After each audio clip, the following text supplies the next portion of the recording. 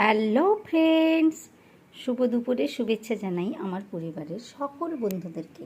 আশা করি আমার বন্ধুরা সবাই খুব ভালো আছে, আমিও খুব ভালো আছি। প্রতিদিনের মতো চলে এলাম তোমাদের সাথে আমার লাঞ্চ ভিডিও শেয়ার করতে।